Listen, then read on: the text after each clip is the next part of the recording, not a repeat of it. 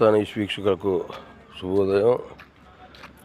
ఈరోజు నేను చెప్పదలుచుకున్నది ఏంటంటే, నిన్న మన కారు పూజ చేసుకోవడానికి పోయినాడు అంకమూడికాడికి.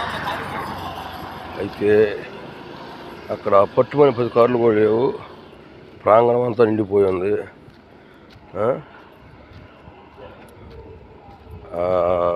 గుళ్ళోకి పోయాము. ఆ గుళ్ళో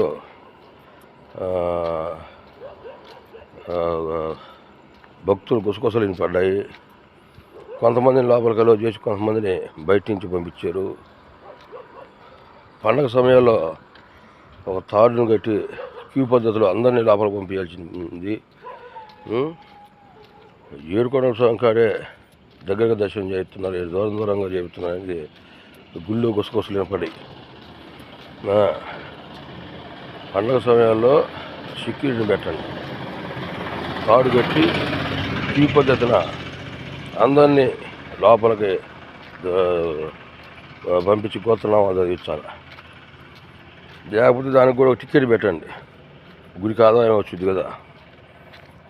కొంతమందిని పంపించి కొంతమందిని పంపించకపోవటం అనేది గుసగుసలు గుళ్ళో వినపడ్డాయి.